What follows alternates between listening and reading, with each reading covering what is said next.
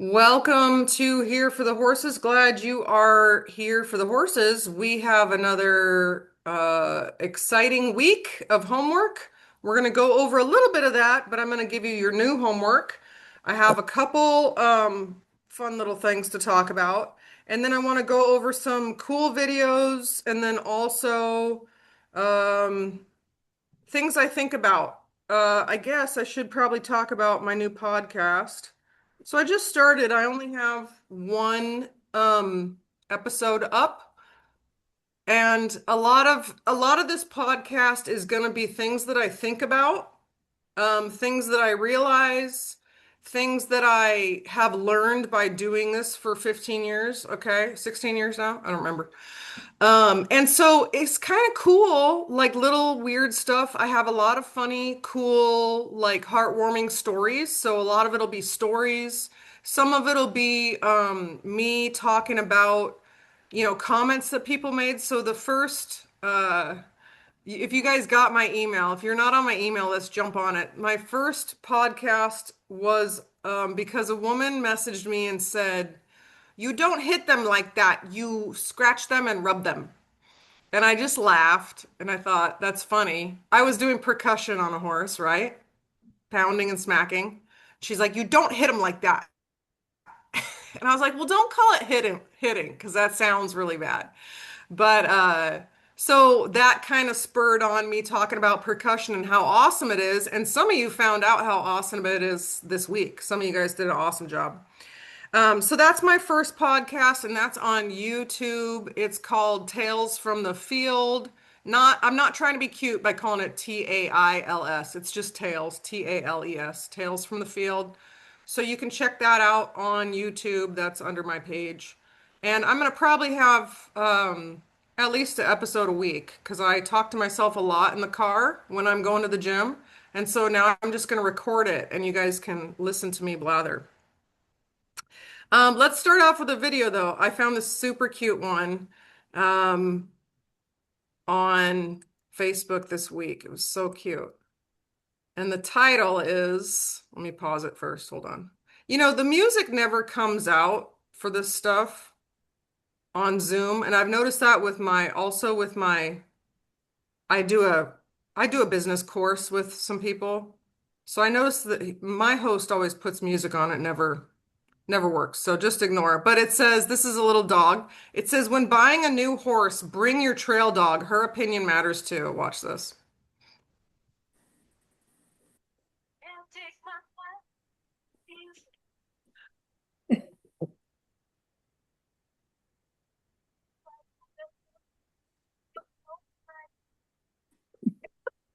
That guy at the cowboy hat is obstructing that dog's view. It's so cute. I love it. Okay. All right. So that was that. Let's see. Spoiler alert. Is it a spoiler alert? I don't know. Who has heard of Gabby Noir? I don't know how to say it. I'm the worst. Gabby Noir. Her and I are going to she's in Europe. I guess I only talk to people in Europe and Wyoming. But she's a horse trainer. And I reached out to her to interview her. And then she reached back to me and said, "But I wanted to interview you." And so we are going to switch. And I said, "Let's do it." So I'm going to interview her and have her on because, oh yeah, Marge, cool. Because we're kind of busy. I don't want to drag out this journey through the horse because it's long anyways. I'm probably going to do it on a weekday, and she's in Europe, so it'll probably be during the day, but I will make sure that that's recorded for everybody. And then she said a month after that, she wants to interview me. So there's going to be a ton of overlap. I actually bought her clinic to see if there was something in there to help with Chester's feet. So I wanted to kind of get some good ideas. And so it's gonna be fun. We're gonna have a good time. She's a nice trainer. She does a lot of really cool stuff with horses. So It's going to be great. But I'll put her name in the and I spelt it. Gabby. Neurohr. That's her name. So yeah, she's pretty cool. That will be coming out, so I will let everybody know. Please, if you're not on my newsletter, jump on there. I can put the link for that also.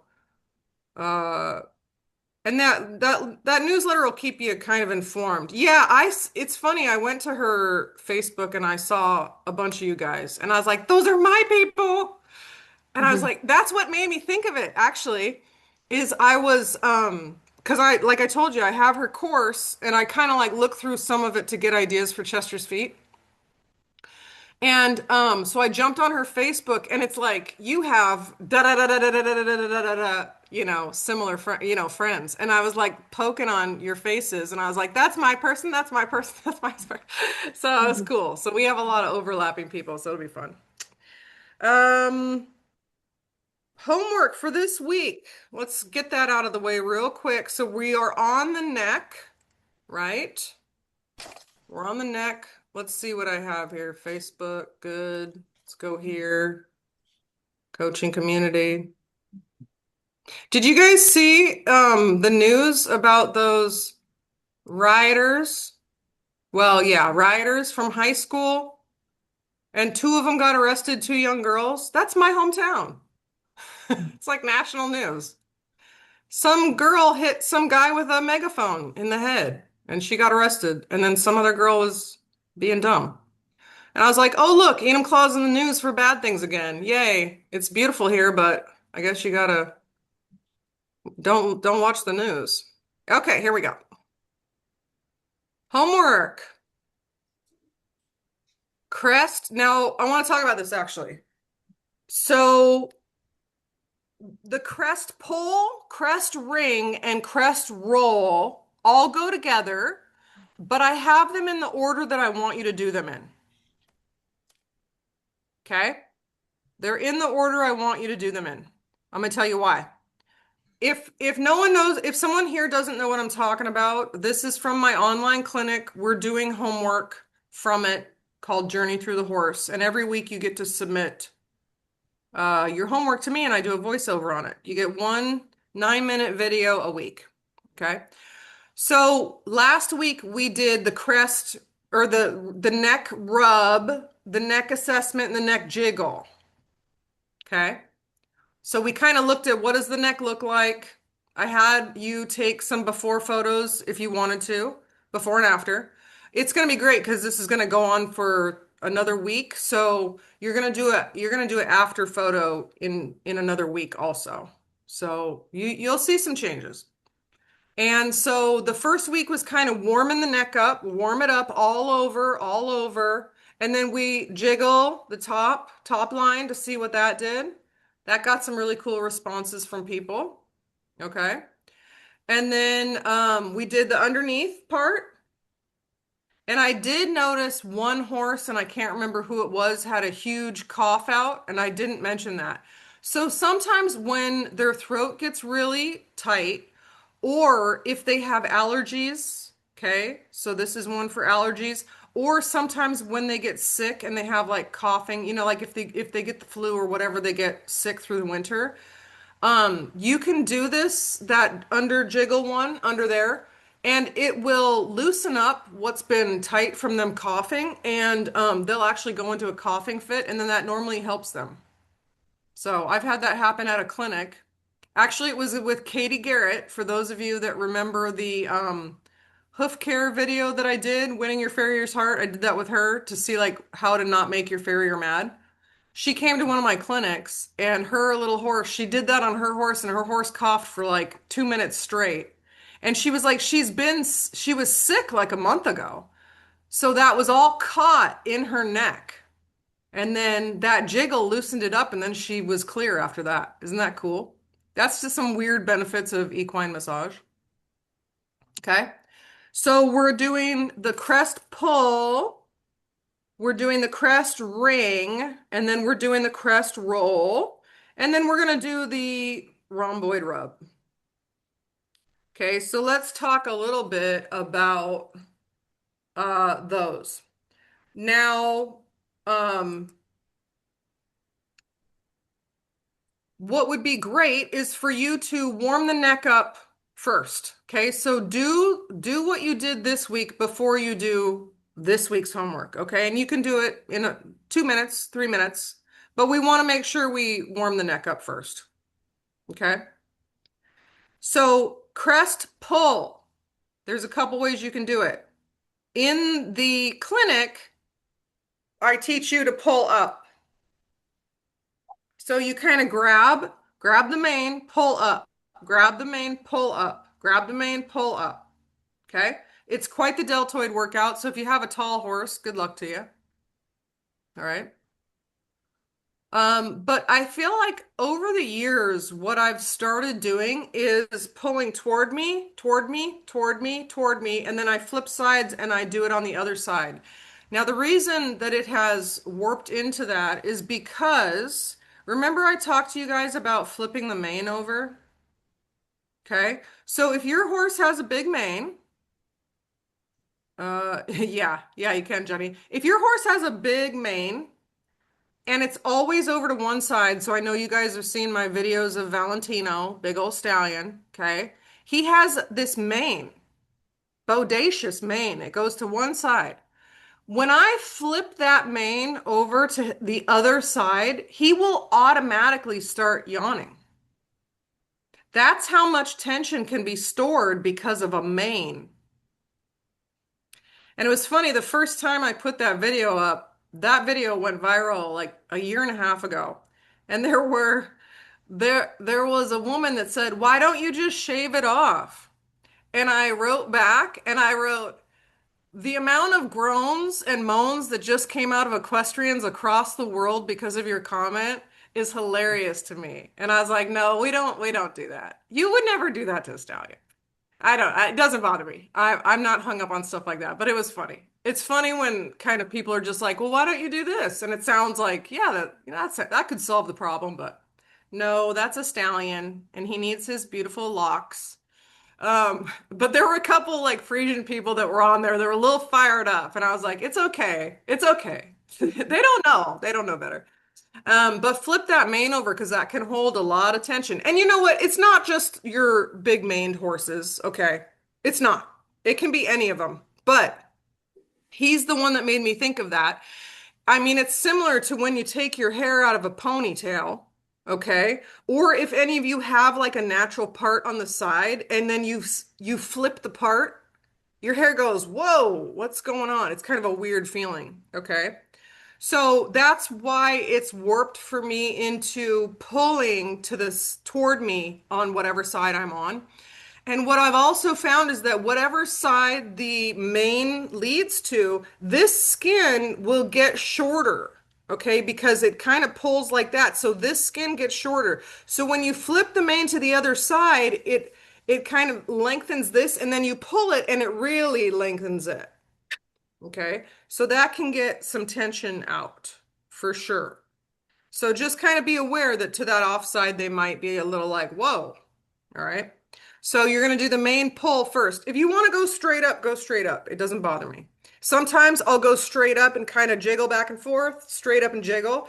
And I do want you to move the tissue. Move the tissue. Move the tissue. Okay?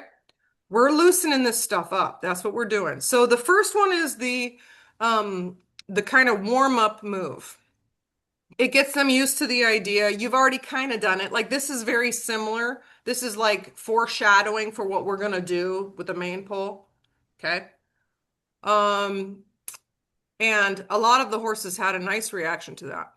So the first one's the pull. The next one is gonna be the ring. Now, this, and I call it this, I come up with all these fancy names for you guys, knee scratch, crest ring, because you're gonna ring it like a washcloth. That's the best I could think of. Okay. Your hands go over the top like this, over the top, one thumb on one side, fingers on the other, and you're gonna ring it and work your way down. Okay. This is awesome for breaking up that cresty tissue. Now, you would be shocked at how much of that tissue you can actually break up. Leanne's horse, Adobe, was like in sections when she started this journey like 2 or 3 years ago. You could section him out. He is a gorgeous beast now. Okay. So it can make a really big difference. I always pick on Arabians. Arabians, Andalusians, Frisians have a tendency to get that kind of cresty stuff going on. And then who was it said their horse has anyone with IR, so insulin resistance, they can get that real crusty stuff. You can break that stuff up. It doesn't go away, but it sure does make it more comfortable for them when they're trying to move. Just think about it. They're trying to move and they're stuck. That tissue gets too tight and they can't break that up themselves. You know what I mean? Okay? So, we're going to pull it, we're going to pull it, we're going to wring it like that. Now, the third one that we're gonna do is the crest roll. Okay. Now, the way I was taught this myself was cross your thumbs, roll your hands over, and then like you're kind of rolling it like that. I don't do it like that anymore because I find it to be uncomfortable. So, and I have strong hands. This is to help your hands. Okay. If you have strong hands, you could do it the way I do it. If you don't, you might want to do it this way. Okay. So you're going to put your thumbs like this. I put mine like this over the crust and then roll the crust over my fingers. Okay. It loosens it up real nice. Okay. So feel free doing that. That's the crest roll. By the way, if you start with that one, they're not going to like you very much. Okay. So bye. See ya. Thanks for coming over. So do the crest roll. If they walk around on that one, don't worry. You know, you'd be surprised. You'd be surprised how much some of them need it, but it's probably not the most comfortable move. All right. So that's why it's important to do them in order. And then the last one is the rhomboid rub. I want to show you. Most of you kind of know. Actually, I shouldn't say that. Equine. Remember when you're looking stuff up, always put equine first, or it's going to put you on a wild goose chase. I like this photo. Hold on. Yeah, I'll use this photo. This one's kind of cool. Hold on a second. Share. I might show you another one also. Okay, so here's the rhomboid. This is the cervical portion. Okay, this looks like the thoracic portion. Okay, thoracic portion is this one. Cervical portion. Where'd it go? Here it is. Is this one? Okay. So this has the muscles kind of going in a downward like this. They don't. They go this way. Is that correct? They kind of go at an angle this way. Okay. Oh yeah, here's kind of a good one. Okay. Now, I do want you to know that every horse is going to have a different insertion point. Okay. They're going to have a different insertion point. So, like, if you look at this photo, look how small that one looks, right? And some of them are small. Some of them are small. Then you look at this one, looks a little thicker. Okay. Then you look at this one, it has both sections. It does not go up that high. It stops right around here. But depending on the horse, it's going to have different insertion points. It does not go up that high. Okay. Oh, what's this? Here's a cartoon version of it. Okay. And then the trapezius goes over the top of it. So while you're doing the rhomboid, you're also doing some of the trapezius. Okay. So with that one, oh, here's a nice photo, actually. This is the one where I talk about, do you guys see this?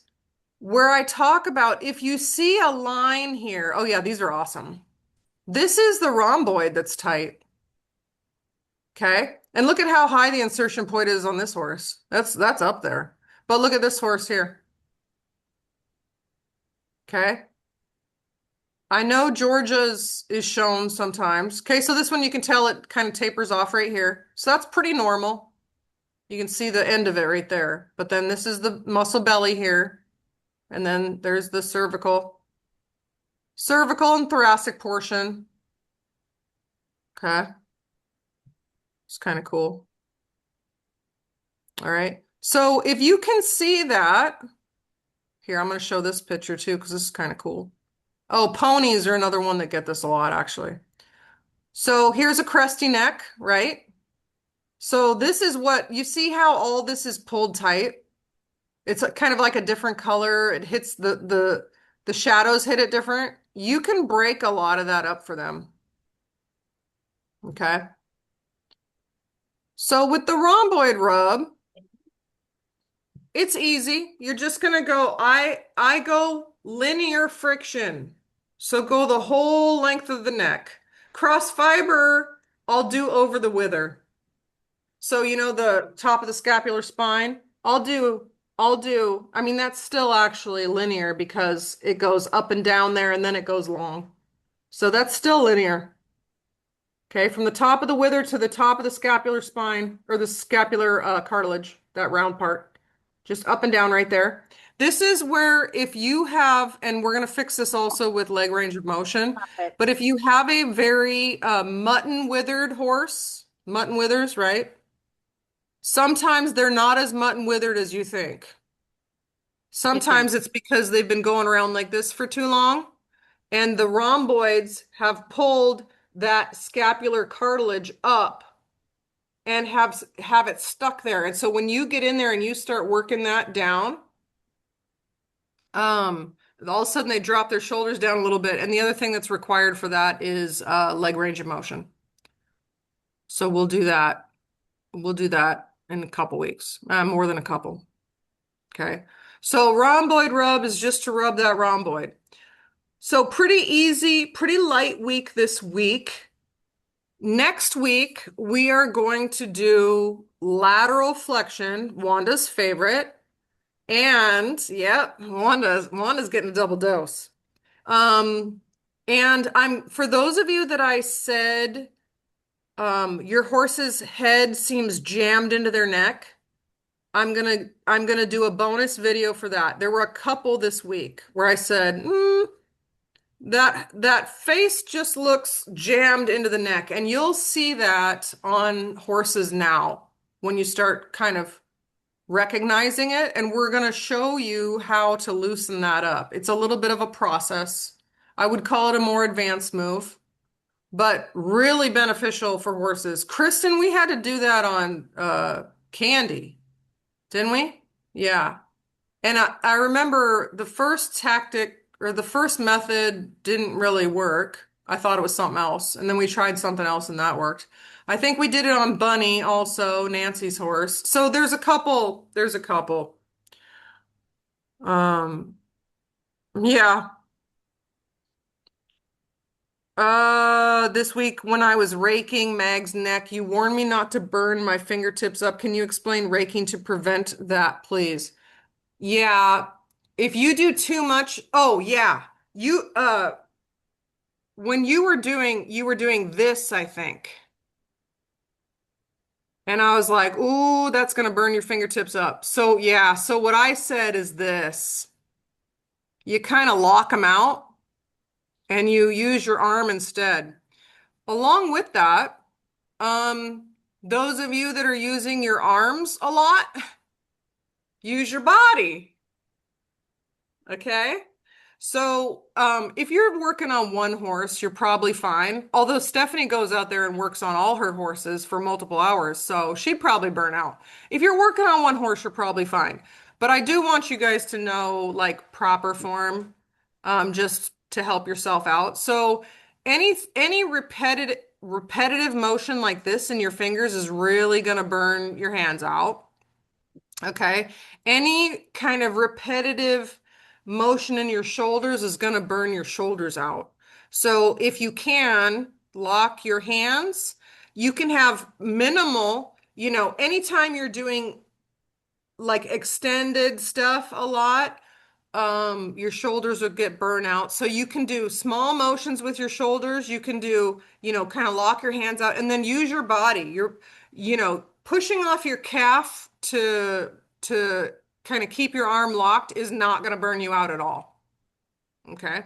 Or switch to pounding. Okay. Switch to pounding because it gets tiring. When you start doing this a lot, you're going to be toast in about 10 minutes. Okay. So rhomboid rubs easy. And then next week, for those of you that I said the face is jammed into the neck, we're gonna talk about that. So that'll be a nice full week. You won't want to miss it. All right. Any questions so far? Yeah, Paige.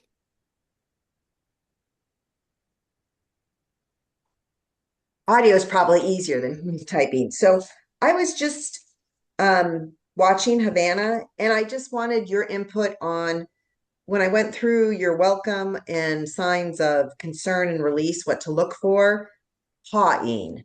So you don't, it's not specifically listed in your workbook, but I have it in my notes that you said, yes, it's kind of like a fidget. So is it a sign of concern or a release, or does context matter? It does matter. Context matters. So first of all, I always want you guys to ask yourself, what do you think it is? And sh you guys are right most of the time, honestly. You're right most of the time. Pawing, when it's a release, normally comes when you're doing some work. So if you're doing work somewhere and you've been working, 2, 3 minutes, and then all of a sudden they start pawing, that is normally like a buildup. And I know that I talked about that this week because I saw it on a couple horses. It's a buildup of either like emotion or intensity where they're starting to feel it and they don't really know what to do with it, or energy sometimes even. I've had some really, I should talk about that on my podcast, actually. I had two crazy situations. Let me write that down before I get buildup of energy. Okay. So um that can be something that happens, and then it makes them paw because they're starting to feel weird, or it makes them rub on something, or it makes them grab the lead rope, or it makes their little, like Busy, her little feet go like this. Have you guys seen Busy's? She moves sideways. It's really cute. Or they go, I got to get out of here. Okay. But what normally happens after that is they have a release. Okay. If you can kind of back off for a little bit, they'll release. So that's a situation where that pawing is a fidget before a release. Okay. So if you can start identifying those, um, you'll go, oh, it's fun. You can go, oh, they're about to release. And then they release, and everybody thinks you're so smart. Okay.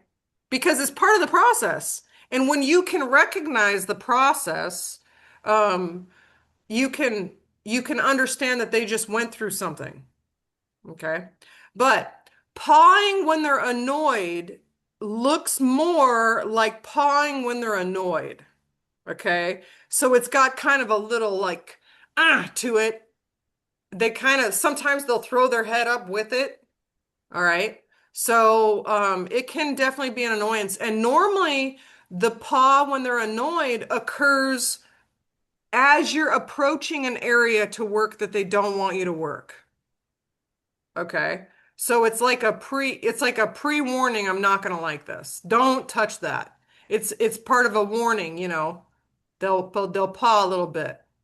But generally, if you haven't been doing much work or you're moving into a new area and they start to paw, that is kind of a, oh, I don't like this, change your stroke situation.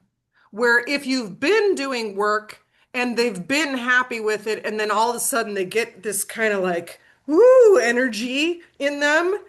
It's a fidget before release. Does that help? Yeah. So I always say you got to massage 100 horses before you're any good. So that's part of that process. You just start figuring it out after a while. So those of you guys that are new, I know that a lot of this, you're like, how am I? I'm not going to know this. Listen, just keep massaging. Just keep massaging. A lot of people on this call have been through this entire thing with me 3 times. Okay. So they know what they're doing. They could be professionals. Leanne, I'm going to get her license here pretty soon. She's going to massage deer in her backyard. Okay. So yeah, you just get better, but it just takes time. It just takes time and being fine with not knowing what you're doing. It's fine. What you're massaging a horse. It's fine. The worst that's going to happen is they're not going to like it. That's it. That's the worst that's going to happen. Okay. Let's see. Beth says, how often can you work on one area of the horse? You said Keegan's neck is really tight, wondering how often I should massage it to get him feeling better. Yeah, that's a great question. Thanks, Beth. I normally say 3 times a week. 3 times a week, 10 minutes. Okay. You should see an improvement by the third. I say third time's a charm. I'll do that with lateral flexion. Third time's a charm, guys. Third time's a charm. Leg range of motion, third time's a charm. Bam, nailed it. Okay. So within the third time in 1 week, you should have the results you want. If you don't, you're probably not in the right spot. Okay. If there isn't a pretty noticeable change on the third time, and it doesn't have to be, boom, boom, boom. But if there isn't a pretty noticeable change, you're probably in the wrong spot. You're probably working on secondary tension or they might have nutritional issues, which I'm not going to get into. Okay. So yeah, you can work on them 3 times. The other thing, if you've worked on them 3 times and it's still tight, you need to change up your strokes. You need to get in there a little more. Okay. Because the stuff that I see online, it's nice, right? It's a lot of the stuff, it's really nice. People are, at one with the horse and all that stuff. And a lot of my stuff looks pretty nice. I'm not putting up the videos where I have to fix something that a horse really is struggling. I'm not putting those videos up for the public. I might give you guys some, but I'm not going to because people don't know what I'm doing. And they're going to be like, oh my gosh, it's not always pretty. So sometimes if a horse really needs help, you have to take them through it and they can thank you later. Okay. So if that neck isn't significantly looser by the third time, you might need to change something. But we have a whole series. Okay, we're only on the second week and there's 3 weeks of this. Neck range of motion will make some of the biggest impact on the horses that you're working on. So don't feel like you need to hammer this down because we have more tools in our toolbox that we're going to be learning next week also. Okay. Neck range of motion is one of the best things you can do for them. Ellie always paws yeah, she don't like those belly lifts. Yeah. So Leanne says, Ellie always paws when I do belly. She does not like the belly lifts. Yeah, that's when she's mad. Okay. What you got, Leanne? I was just going to follow up with a comment on Adobe because his neck was horrible, and I would think when I started working on him, 6 inches wide is not an exaggeration because I couldn't even put my hand around it to do the rings. And so sometimes it's not just like 3 times a week focusing on it. It just became part of our grooming routine to do the ring, particularly on that neck, every time you groomed him. And over time, you know, it became better. But I'm not sure that 3 times a week, you know, Yeah, would have with done it when insulin he was so severe. resistance especially. Yeah. And that's kind of true. Like as you learn your horse, like Georgia, right butt cheek and pole, throat latch. You learn your horse, right? Me, left scapula. There's just like a live-in knot there that they work it out and then it like comes it goes on vacation, it comes on back later. Okay, I still need that worked on. So you learn your own horse after a while. What you got, Kristen? I had a question. Have you worked on enough donkeys to know if like the neck ring and stuff helps with that buildup they get in there? I know Oh, that such is a good question. nutritional, but I do have a donkey and he's not super thick up there because I keep him dry lotted. But he does, have some. I didn't know if you've worked on enough or not to see if that makes a difference or not. I have not worked on enough donkeys. I do know exactly. I had a donkey named Lucy growing up. I know exactly what you're talking about, and it's a funky feel too. It's like a tube almost. And they can get really big. The crest ring is certainly going to help break that up. But yeah, that is definitely a nutritional thing. And I started for a little while looking into, and it kind of fell off my radar, but I looked into where certain donkeys came from because I saw this one donkey one time and I was like, that is the best looking donkey I've ever seen. Like it was in perfect condition. And they get that kind of funky neck, and some of them really get the big chunks on their butt sometimes. And so I started looking into where donkeys came from. And some of them, like you said, you have yours dry lotted. And also their feet. My donkey, I'm pretty positive at this point in time, had white line disease. We didn't know it growing up. I didn't know. And I live in Washington State. So it's wet here, man. Donkeys are not in wet climates, at least not the donkey I had. She didn't come from that. So she had a lot of issues with her feet. It was really sad. So I kind of started looking into that and I never got back to it. But yeah, I think that's a nutritional situation. I would love to work on more donkeys and mules. I really would. Or camels. If anyone has a camel, I want to work on camels. I'm serious. Someone please let me work on a camel. Um, but yeah, that's a great question. It will help, but whether it'll help like it helped Adobe, I don't know. Because it's a funny feel to it. It feels really interesting. So those of you that have donkeys, Wanda's got a mini. I'm sure that counts. Um, and Nancy's got mules. Yeah, some of you guys have. There's some donkeys out there, I'm sure. Let us know, okay? Come back and tell us. Oh yeah, Jenny's a nutritionalist, so she'd be interesting. Judith, yes, please. Tell us all about work on the donkeys this week and tell us, report back, okay? Because I need to know. I would love to get on. I've been watching a couple. I don't know. You get sucked into stuff on like the algorithm gets your attention. And so I've been watching all this mule stuff lately, which I love. I love them. But that's a whole culture, you know what I mean? The mule culture. And so I would love to know more about them. Doodle is better after incorporating neck work into grooming. Yeah, and the jaw, you said still. Yeah, that's cool. Good. All right, we got one piece of evidence so far. Doodle. Okay, cool. Okay, let's talk about some homework. We had some awesome stuff going on. I don't think I put up our win of the week, so I'll put that up today and you guys can fill that out if you get a chance. Let's take a look and Marge, I still have your week's homework, so I'll get to it. Okay. Oh, this is great. So, okay, actually, I want to talk about something first. I don't want anyone to get hung up on before and after photos. I just think they're fun. Okay, so if you have before and after photos and you don't notice a difference, don't worry about it. I don't want you to get hung up on it. Also, before and after photos are great. It is important to try to take them from the same angle. You know what I mean?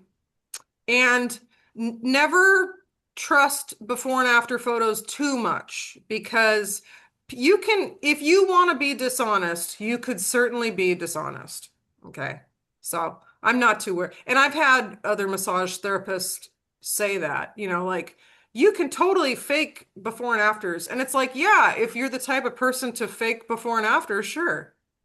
So, you know who you're following, I guess, because if you're the type of person to need to fake your work, you're probably not that good in the first place. Ah, anyways. But they are cool, especially like with little Huck. And she didn't even do before and afters. I just pulled him out of the videos because I was like, look, you guys look at his face in this one and then look at him this one. Okay. Because it's crazy. He looks so happy now. Okay. So don't get hung up on before and afters, please. They're just fun. That's all. It's just fun. But I do want to show you this one because this is fun. This is kind of what I'm talking about, okay? So look at this looks nice. This would not grab your attention, would it? It wouldn't be like, "Oh my gosh." But look at how beautiful it is now. Look at that. Isn't that cool? It's just slightly nicer, isn't it? Isn't that amazing that it's just slightly nicer? So if you think about it, if you think about this horse is, hanging out, living life, loving things, okay? And then after, Wow. awesome, okay? That's how much better that horse is going to feel that you can visually see loose, it's a looser muscle. And you guys had a lot. You guys had a lot. Like, look at that. That's pretty good, man. Okay? I want it to look fluffier. I want it to look like it's one piece going into the shoulder, one piece, one piece. Okay. So I don't want you to get caught up on it, but it sure is cool. I see some over here. It looks like Buckaroo. Oh, Ellie. Ellie, Ellie's gonna be good. Yeah, you know? And also like their faces half the time, like you're not even really looking at that, but it's just fun. All right. I've had some pretty amazing before and afters of faces that I wasn't even trying to do the face. Okay, so let's look. We looked at that. Okay, we're gonna scroll through here. We got some new people too, so make sure to welcome them. Glad they're here. Ugly yawns. Uh I took some myself because I can pause videos and take. But there were some cool ones. Look at that one. That's Lise. And Oreo. Yeah, big deal. Ugly on contest. And then I did one this week. Oh yeah, this one. Kathy's horse. Well, look at that. Isn't that funny? So good. That one's dark. Ah! Into the camera. Okay. Okay, so let's see here. Busy, if you guys want to see a nice, soft, supple neck, that one started soft. Okay, that was really good. Oh, she's a trotter. Okay. She's standard bred, so I had a standard bred and he was a trotter, but when he got nervous, he would pace. And I started him under saddle, so he would get nervous. Every once in a while, he'd go into this pace and it was horrible. Huck is looking like $1 million, so that's really exciting. This is what I'm talking about with the Arabians. And Gail did say that he is IR, I think. Oh yeah. Yeah, he's insulin resistant. But he's been doing a lot better since medication. So this rate up here is much smaller than it used to be, and that's all going to loosen up. Okay, so she loosened his neck up real nice. Mira. Yeah, so Willow was one that wanted to walk away. And what I just recommend is grab the end of the lead rope, let him do a lap, and then have him come back and continue when they're ready. She did a good job. That was a big, beefy horse too. Rooster just kind of loves everything. Oh yeah, before and after a bling. I mean, look, it's nothing crazy, right? But look at how much nicer that looks down here. That's good. It's nice. Ursa this week was, this horse is really funny. What was I gonna say about her? Oh, this was really interesting. So I found a spot on Ursa, and I wish I would have. It's right here. It's under the throat latch. So if you guys want to watch this video, she's very reactive under the throat latch. And I was like, you're gonna, this is why in this clinic, and I know we don't hit every single inch of a horse, but who's checking a throat latch out there? Who's checking a throat latch? Okay, we are. We check throat latches as we go through body work because they store tension there. And so, anyways, I found this weird spot and I told Asia, I want you to go back to that spot and figure out, like, I need you to investigate it a little bit. Like, I don't know what's up there, but I need you to look at it again. So, anyways, she writes back and said, oh yeah, she got cast. She got cast in a stall a couple days ago in her stall, and she was trying to get up and putting a lot of pressure on her neck. You recognize this right away, okay? So, getting cast, I'm telling you, can do a number on horses. That's one thing I wanted to talk about. This is kind of a random, I should talk about that on my, see, I get all these ideas. Getting cast. When horses, if you know that your horse has gotten cast, full body massage right away. And you're going to find the weirdest stuff. It's not going to make any sense and just go, oh, they were cast. Okay. So, Ursa got tight under here, under there. Why? Well, because she was probably trying to use her head to help her get out of whatever situation she was. If her face was up against the wall and she was trying to push like that, could you imagine the strain on that throat latch? Okay, so um, Ursa is a very straightforward mare, if y'all know what I mean. Okay, she's going to tell you if there's a spot on her body that doesn't feel good, and so she's very, very clear. Always listen to these straightforward mares because what's nice about it is you don't have to drag it out of them, right? You know, come on, tell me where it's at. They're going to tell you where it's at. Maybe a little more aggressively than you need to, but she she had that spot. So she got cast, probably strained her neck trying to get up. I had a friend or a client, friend slash client, that's how that works, call me after their horse got cast, and I went over and it was like left rib cage, right hamstring, left pull. Like it doesn't ever make any sense. Okay, so just full body massage, just do it. You're gonna find weird stuff. You can write it down if you want to, but at the top of that sheet, you're gonna write horse was cast. Okay? Because you have to remember, you can't be like, oh shoot, tell the vet that this happened. It's like, no. When they get cast, they do some funky stuff. And we are here. Yeah. Okay. So that's kind of what I wanted to talk about with Asia and Ursa. Let's see. Goodness. Continue on here. That was kind of cool. This is a beautiful horse. That's a beauty.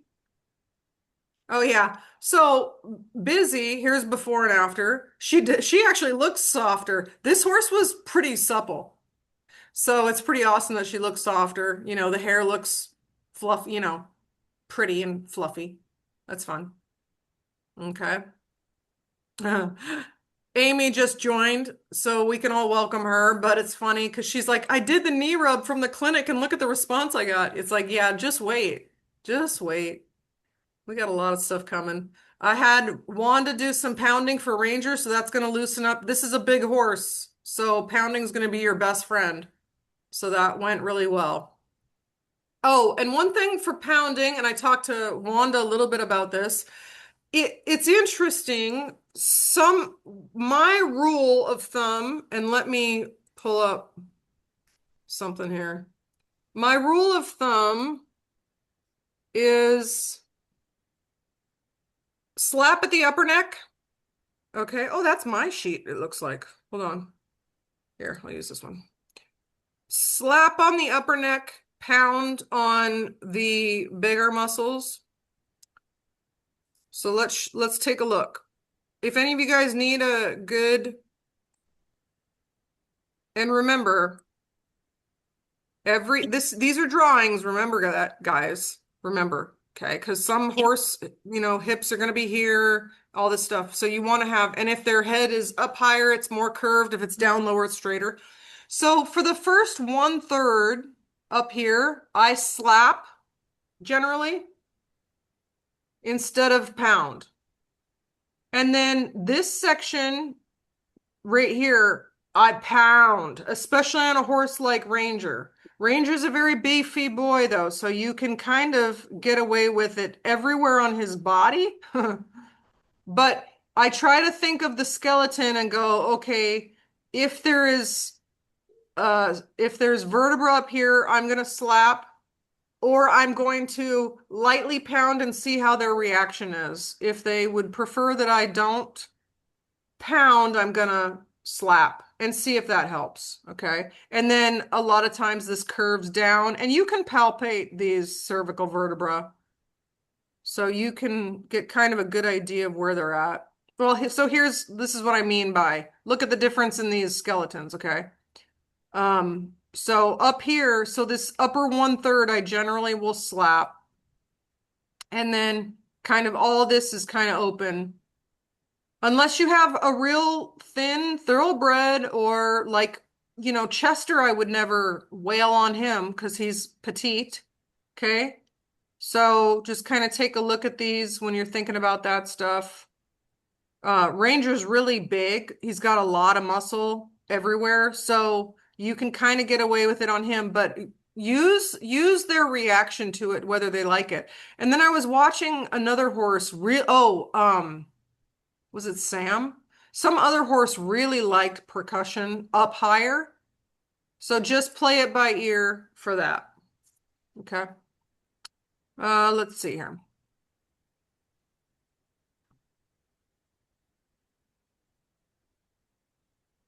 More skeleton. Rhomboid. All right, here we go. Okay. There's our homework again. I have that pinned at the top now. Yeah, Ranger. He's changing color. Okay. Keegan. Beth, oh yeah, we already answered your question, Beth. That was great. Fantastic. Let's see here. I wanted to look at Kathleen and Mercedes. Bling was a great one. Rebecca does a lot of cool stuff. If you guys want to watch, I'm convincing Rebecca to be in the rodeo with me. She's going to ride in a dressage saddle.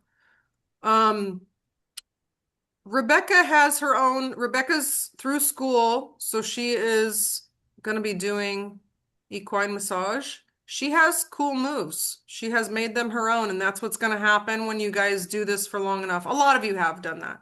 A lot of you have done that. Linda showing us her anti-static technique here with the what are those called? Dryer sheets? Because it gets dry. If you have other tips and tricks for that, put it in the chat because I know I just dunk my hands in the water bucket and that's normally pretty cold, but it works. Legend got beat up this week. He's got a bunch of marks on him. It's kind of funny. I was like, run next time, buddy, because you are not a fighter. Stephanie's always cruising the internet for cool stuff. Where did it go? Good job, Alexandra. Much better on the jaw release. I made her do it again because I wanted more. Yeah, that one's good. Oh yeah, the Fluffmeister. This is a nice one. Look at that. Look at that.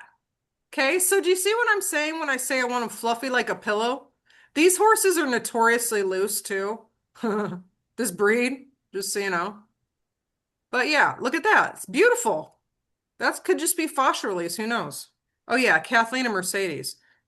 Okay, so this is one where I'm talking about, I'm excited about getting this horse's neck loosened up. Let's make this bigger. Just because this is an example of where I feel like the head is kind of pushed onto, whoops, hold on. Quiet. The head is kind of pushed onto the body and the throat latch is really thick. Oh yeah, here's a good photo. Ah! Okay. See, I'm already talking about it. Do you see this throat latch, you guys? Do you see how this is really thick? And do you see how the nose is out like this? I'd like the nose down here more, but it can't because this area is really thick and kind of pushed into the neck. So let me see if I can get a better. So even as the head goes down, do you see that the nose is still kind of rooted out a little bit? And it looks like there's a lot of tension in this throat latch. So we're going to talk about that next week, and it's going to be fun. Okay, so look, that looks like tension to me, and it looks like it's really thick. So there's a particular way that I fix that. Look, do you guys see what I'm seeing? I want you to be able to get your fingers behind that jaw, and I don't think you can here. Do you see how it goes from jaw straight into neck? There's no like jaw line there. That's kind of what I'm talking about. So we're going to fix that with neck range of motion. And I have a particular move that I use for that. She's like, what you talking about? Okay. So yeah, right there. So that's going to be fun to watch. I have some screenshots already, so I'm excited about that. Okay. Let's see. Any questions? Any questions? So that's what I got for you guys this week. If you have ideas, if you have things you'd like me to talk about on my podcast, let me know. Next, I'm going to talk about losing communication when horses are eating. The pluses and minuses of when horses eat when you're working on them. And I don't mind. Listen, I prefer not to, but sometimes I want them to eat. Okay. Not very, it's like less than 5% when I want them to eat because it dramatically reduces the communication you can have with them. But sometimes I don't want them talking because I know what I need to do and I know they don't want me to do it. But it's not very often. Okay. So if you have something you want to talk about, definitely shoot that over to me and I'll get it in on my way to the gym. Okay. All right, you have your homework and great job, everyone. Keep it up. We will keep doing some videos this week. And I put this, but if you're doing before and after photos, don't package them with the video because then I have to deny it and then you have to resubmit it. I should have said that before. All right. Thank you. Great job this week. Have fun.